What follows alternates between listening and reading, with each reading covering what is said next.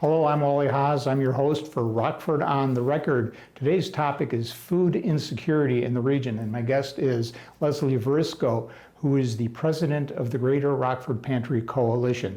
Now, disclaimer, Leslie and I are on the same committee, the Mayor's Hunger Campaign Committee, which is an effort to raise money for the local pantries to help buy groceries for people who can't get them. Now, you may remember the Mayor's Hunger Luncheon, which began in the 90s and took about 10 years off and then was reinstituted by Mayor Tom McNamara in 2018. Well, the luncheon has gone by the wayside because of COVID, and so we've morphed into an ongoing campaign. And that campaign right now started July 1st, runs through August 13th. And we're doing this at this time because the need is so great. And Leslie, you and I have talked about this ad nauseum. Many times. And so tell us, tell the audience here what the situation is right now and why so many people need help from our local pantries. Well, we went through the coronavirus, correct? And, well, not through it, we're still in it. And that's a little part of it as well. But right now, because rents are escalating and because food prices are escalating, because everything is escalating.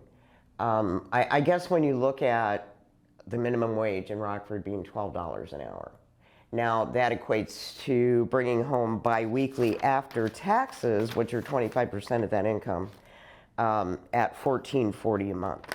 So out of that, you're supposed to budget your rent at 30%. And the rents right now are equal or more to 50% of that income. Okay. Now, we've seen a great increase in the number of new clients coming into the pantries. What are the numbers? 22% as far as brand new, never been to a pantry client. And that's astonishing, really, because we have never seen it that high. Also, age 65 and older, fixed incomes, they can't make it through the month. And we're seeing, I believe the percentage on that one is almost 30% higher. So, and you mentioned to me before children. Families with children. Families with children, big increase there. Now, this tends to be a very emotional issue for people. It is. You've shared some stories with me about people who have come into a pantry and have been near tears because they never thought they'd have to get into that kind of situation.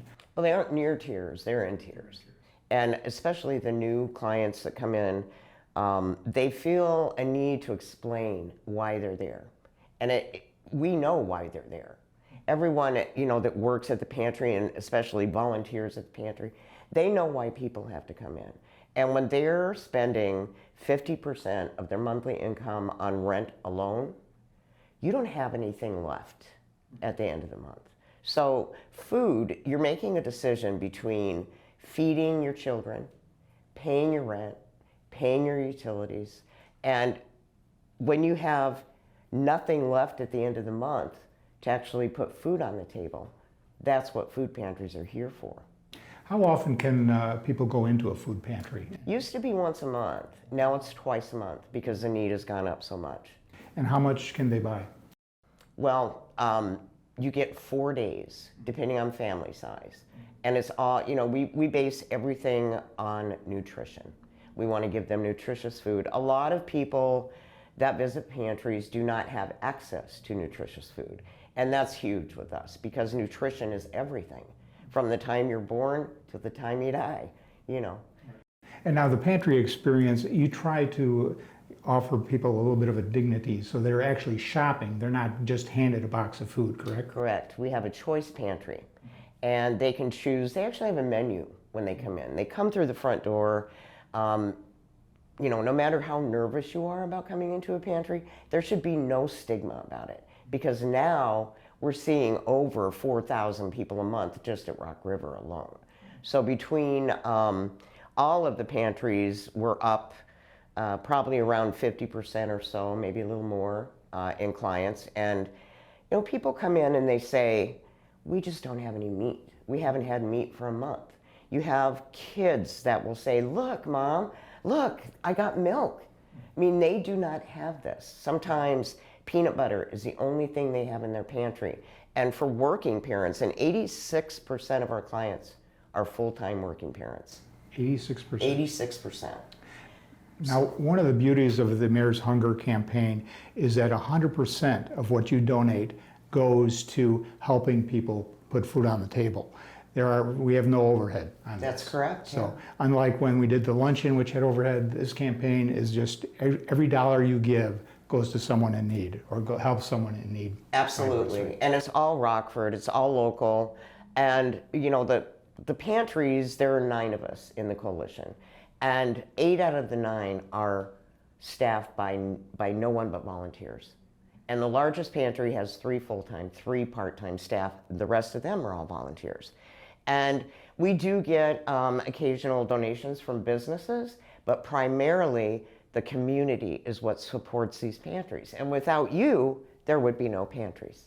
We've had a lot of help from the community in the past during this campaign. In 2020, we raised about $80,000. We took a hiatus in 21 because things were going fairly well for the people who use the pantries, but all that help has dried up. And now the need is greater than ever, and that's why we're making this appeal.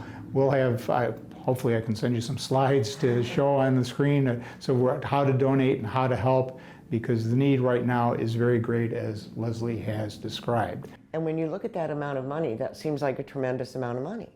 But the pantries spend $2,400 a week on milk alone.